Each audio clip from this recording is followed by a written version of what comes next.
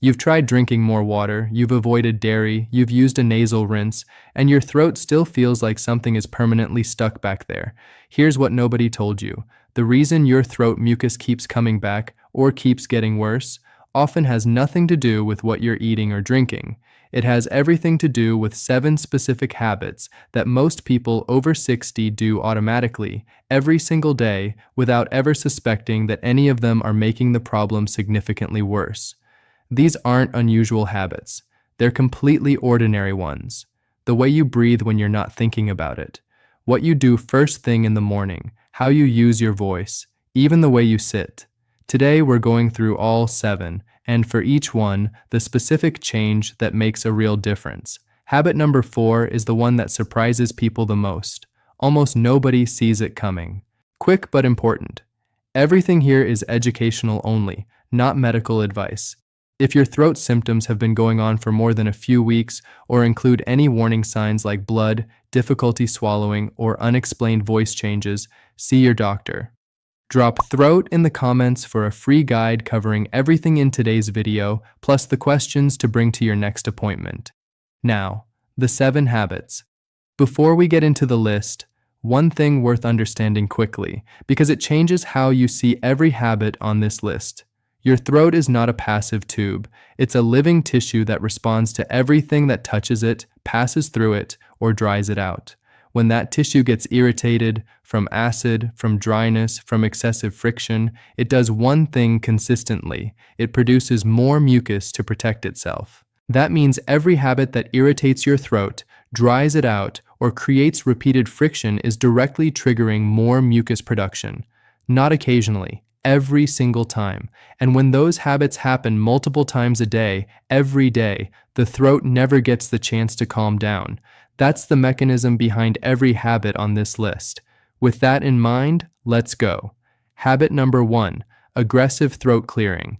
This is the most common habit on this list, and it's also the most counterproductive one, because it feels like it's helping when it's actually making everything worse. Here's what happens when you clear your throat forcefully. The vocal cords slam together with significant force.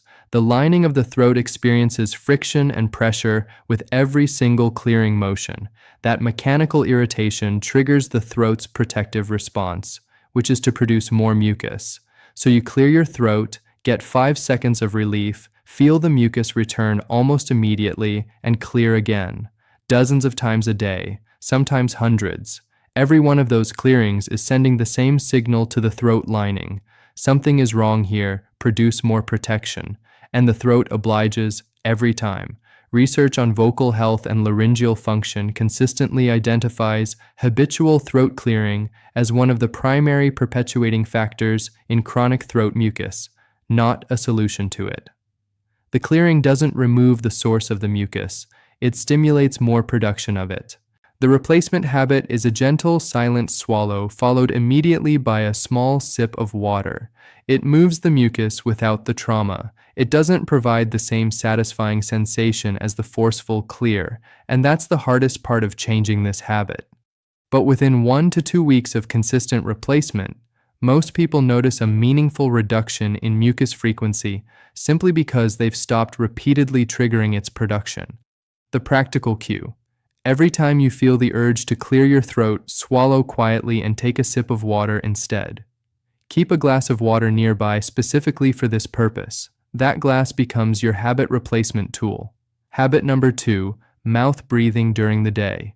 Most people are aware that mouth breathing during sleep causes problems. What fewer people realize is that chronic mouth breathing during waking hours, while sitting at a desk, watching television, reading, or just going about the day, has a significant and direct effect on throat mucus production. Here's the mechanism. The nose is a sophisticated air processing system. It warms incoming air, humidifies it, and filters out particles before that air reaches the throat. When you breathe through your mouth, all of that processing is bypassed.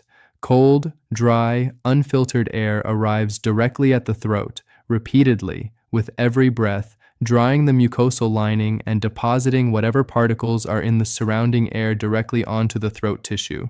The throat responds to that drying and irritation exactly as it responds to everything else that irritates it. more mucus. After 60, nasal breathing efficiency tends to decrease slightly due to structural changes in the nasal passages and reduced mucosal tone. That makes mouth breathing more common, and its effects on the throat more pronounced than at younger ages. The habit change here is developing nasal breathing awareness during the day. It sounds simple, but for people who have been predominantly mouth breathers for years, it requires conscious practice. A helpful technique: set a reminder on your phone every 2 hours. When it goes off, check whether you're breathing through your nose or your mouth. That simple check-in, repeated consistently, begins to build the neural pattern of nasal breathing as the default. Habit number 3, talking too much without adequate hydration. The vocal cords and the surrounding throat tissue require continuous moisture to function properly. Every minute of speaking causes a small amount of water evaporation from the surface of the throat. Under normal conditions, with regular fluid intake, that moisture is continuously replenished. But here's what happens in practice. Older adults often spend extended periods talking, on the phone, in social settings, with grandchildren, without drinking anything during those periods. The throat gradually dries out. The mucus layer thickens as it loses water content, and the throat starts producing more mucus to compensate for the increasing dryness. The result is that the more you talk without drinking, the more mucus you feel accumulating, which leads to more throat clearing, which leads to more irritation, which leads to more mucus. The same cycle as habit 1, but driven by a different trigger. The solution is what voice professionals call hydration anchoring, pairing fluid intake with specific speaking activities, a glass of water before any phone call that lasts more than a few minutes, a sip between sentences during longer conversations, keeping water accessible during any extended social interaction. Room temperature or warm water is more effective than cold for this purpose. Cold water causes a brief vasoconstriction of the throat tissue that actually temporarily reduces mucosal moisture rather than replenishing it. Warm water absorbs into the throat lining more readily and provides more sustained hydration of the tissue. Habit number 4, the one that surprises almost everyone: using throat lozenges, sprays, or menthol products habitually. This is the habit that most people with chronic throat mucus are not just doing, but doing specifically because they believe it helps. It doesn't, and understanding why it doesn't changes the way you manage this problem entirely. Menthol, the active ingredient in the vast majority of throat lozenges, throat sprays, and many cough drops, creates a powerful cooling sensation in the throat that feels like relief. And in the short term, it genuinely does provide relief. The menthol activates cold receptors in the throat lining that temporarily reduce the sensation of irritation and mucus. But here's what's happening underneath that sensation. Menthol is a mild anesthetic and a desiccant. It dries out the mucosal lining of the throat. The cooling sensation is partly the sensation of moisture being drawn from the tissue.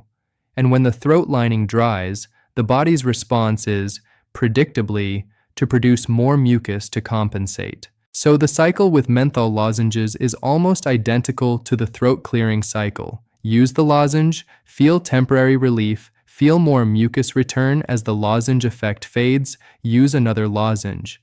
Many people with chronic throat mucus are using multiple lozenges per day, every day, for months or years, without realizing that the product they're using for relief is one of the primary drivers of the problem they're trying to solve. Additionally, many throat lozenges contain sugar or sugar alcohols. In a throat that is already irritated and producing excess mucus, sugar provides a substrate for bacterial growth on the throat surface that can compound irritation further. The replacement for the habitual lozenge is plain warm water, or, if something more soothing is needed, a small amount of raw honey in warm water. Honey has genuine evidence-based soothing properties for throat irritation, genuine antibacterial properties, and coats the throat without the desiccant effect of menthol. It provides real relief without perpetuating the cycle. Stay with me because Habit 5 explains something that catches almost everyone off guard about their daily routine. and habits 6 and 7 are the two that people most consistently report never having considered at all. Habit number 5, eating too close to lying down, including on the couch. We covered the 3-hour rule before bed in the previous video in this series. But there's a version of this habit that many people don't think about because it doesn't involve the bed. Lying on the couch or reclined in a chair within an hour or two of eating has nearly identical effects on throat mucus as lying flat in bed. The angle of the body is different, but the mechanism is the same. Stomach contents and acid migrate more easily toward the throat when the body is horizontal or semi-horizontal. The throat responds with protective mucus, and because this happens during waking hours, people often attribute the resulting mucus sensation to something they ate rather than to the position they're in while digesting it. This is particularly relevant for older adults who spend significant time reclined during the day, watching television, reading, or resting. The combination of post-meal recline, which allows acid migration, plus the television watching, which often involves reduced swallowing frequency that allows mucus to pool, creates a reliable recipe for throat mucus accumulation that has nothing to do with diet. The specific change: after any meal or significant snack, remain upright, seated fully upright, not reclined, for at least 45 minutes before lying down or fully reclining. If you watch television after eating, sit forward in the chair rather than leaning back. That postural change alone can meaningfully reduce post-meal throat mucus in people whose symptoms are driven by positional acid migration. Habit number 6. Spending extended time in dry indoor air without active humidification.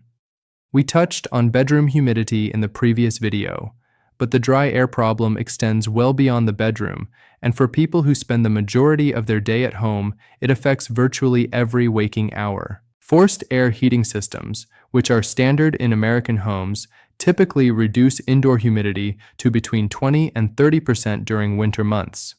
Air conditioning systems in summer can drop humidity even lower in certain climates. At those humidity levels, the nasal passages and throat experience continuous low-grade drying that thickens mucus, reduces its ability to drain efficiently, and triggers ongoing compensatory mucus production. The habit most people have is simply accepting the indoor environment as it is, without considering that the air quality in their home is an active variable they can control.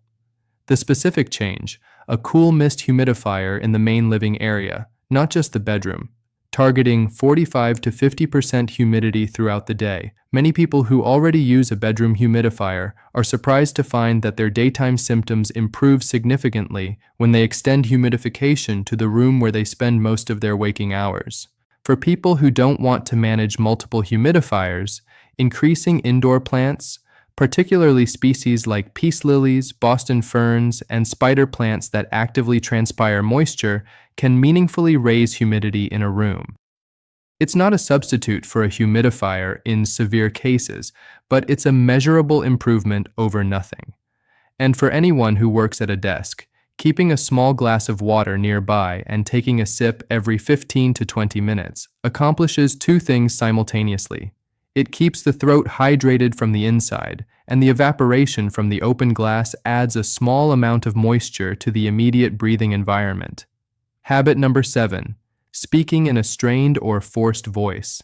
This is the habit that most people have genuinely never considered in the context of throat mucus, but it has a direct and well-documented connection, particularly for older adults who may have experienced some natural changes in vocal cord tone and elasticity. When the voice is strained, speaking too loudly in a noisy environment, speaking at a pitch that's higher or lower than natural, or speaking for extended periods without vocal rest, the vocal cords and surrounding throat structures experience mechanical stress that triggers protective mucus production. The throat responds to vocal strain the same way it responds to every other form of irritation: more mucus, followed by the urge to clear, followed by the clearing that produces more irritation, the same cycle, triggered by a different mechanism. This is why singers and professional speakers almost universally deal with throat mucus management as part of their professional practice, and why the techniques they use are directly applicable to older adults dealing with chronic throat clearing. The practical changes here are three. First, in noisy environments, resist the urge to raise your volume significantly. Move closer to the person you're speaking with rather than speaking louder across a distance. Second, build in vocal rest periods during the day. 20 minutes of silence after an extended period of talking allows the vocal cord tissue to recover. Third, stay hydrated specifically before and during any period of extended speaking, as we covered in Habit 3. Putting it all together. 7 habits. 7 specific changes. Let's put them in order so you have a clear picture of what the replacement routine looks like. Replace aggressive throat clearing with a quiet swallow plus a sip of water. Every time. Keep water within reach throughout the day specifically for this. Check your breathing pattern every few hours. Nose or mouth. Redirect to nasal breathing whenever you catch yourself breathing through your mouth. Anchor fluid intake to speaking activities, water before phone calls, sips during extended conversations, always warm or room temperature, not cold. Replace habitual throat lozenges and menthol products with warm water or warm water with raw honey. Remove the lozenges from easy reach so the replacement becomes the path of least resistance. After meals, remain fully upright for at least 45 minutes. If you watch television after eating, sit forward rather than recline. Run a humidifier in your main living area during the day, not just in the bedroom at night. Target 45 to 50% humidity. Clean the reservoir every 3 days without exception. In noisy environments, move closer rather than speak louder. Build short vocal rest periods into your day. Stay hydrated during any extended speaking. None of these changes requires a prescription. None requires a procedure. They require awareness and consistency, and most people who implement all 7 together notice a meaningful difference within 10 to 14 days. The thing about chronic throat mucus after 60 is that it almost always has multiple contributing factors working simultaneously. The dietary changes matter, the sleeping position matters, the morning routine matters. But if the habits that run through the rest of your day are actively working against those changes, they'll cancel out progress that should already be there. These 7 habits are the hidden layer of the problem, the one that doesn't show up in the typical conversation about throat mucus, and now that you can see them, you can change them. Drop throat in the comments for the free guide. And if someone you know has been dealing with this frustrating cycle of throat clearing that nothing seems to fully fix, share this with them. Because sometimes the piece that's missing is the one nobody thought to mention. See you in the next one.